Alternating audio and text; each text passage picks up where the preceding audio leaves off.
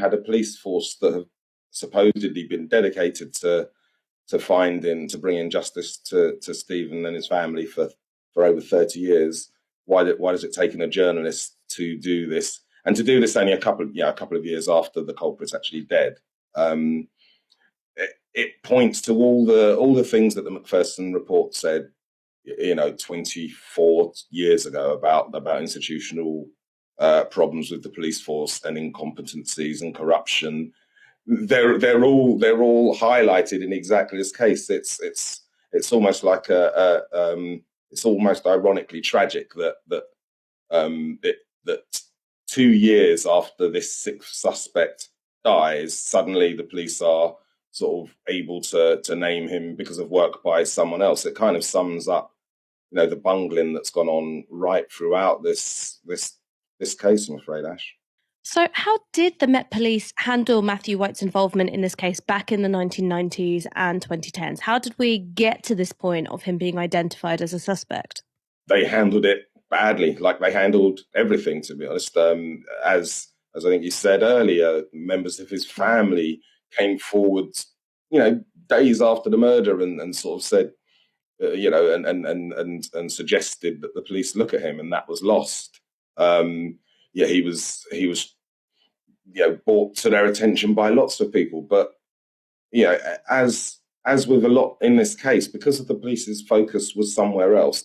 At the first, it was focusing on Stephen and why was he there and what was he up to? Was he involved in some sort of drugs? All that sort of nonsense that they wasted the initial time with. And then after that, a lot of their time was spent trying to cover up the bungles that they'd made earlier. So I guess it's no surprise. I mean, this guy was walking around, boasting about his involvement and threatening people with doing the same. He managed to live out the rest of his life without ever being brought to justice for this. The police should be hanging their heads in shame, really. Quite naturally, the mother of Stephen Lawrence, Baroness Doreen Lawrence, has responded. She said that it's infuriating that this man had evaded justice and that nobody involved on the police side has faced or will face action. And she's calling for the officers involved to be sacked. Do you think that that's enough? Well, it's certainly not enough, but it's the bare minimum, though. I can completely understand why that's what Baroness Lawrence is calling for. She's tirelessly and proudly fought for justice all this time, and all the things that have been proven, all the evidence that's been laid out, and not a single officer has been held to account for doing anything wrong. So absolutely, I understand why she wants anyone who's still serving to be sacked, but we need to get away from just thinking about the individuals. That's not enough to fix. That's not the legacy that we should be trying to leave for Stephen. It's properly acknowledging the institutional nature of the problems and tackling those. So yes, we need to pick out those bad apples, because that is part of changing the culture. That's part of saying that you will be held accountable for what you do. But it's certainly not the whole fight.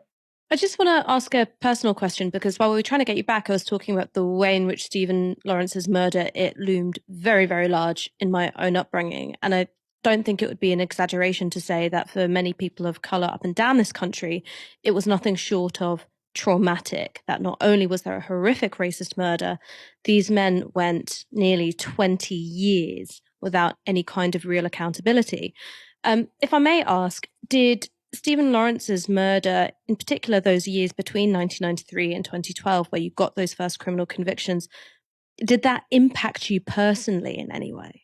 Yeah, massively, absolutely massively. I mean, I guess with me, it was magnified by the fact of, at that point I went into journalism. I was, while the Macpherson report came out, I was political editor on The Voice. So I was involved on a professional level and looking at what was going on and sort of seeing under the hood. But as a human, as a black young man who was 4 years younger than Stephen, when that happened, I always, as much as there were, risks going around and some people would shout something, I felt quite safe in South London. I felt quite safe in London.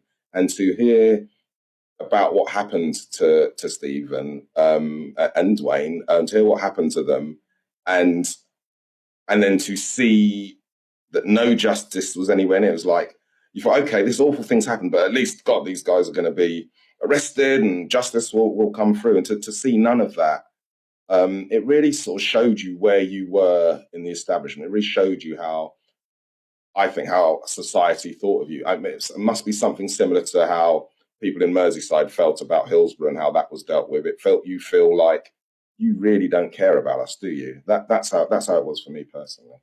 I think that's a very good point that you've made there, which is these moments, they are horrifying because of the initial tragedy. And then there is this other layer of trauma that comes from every institution of power and justice in this society, basically letting you know that you are a second class citizen, that your life, your human life, is not worth as much as other people's. And that can be on the basis of race, as it very much was in the murder of Stephen Lawrence. In the case of Hillsborough, that seemed to be along the lines of class.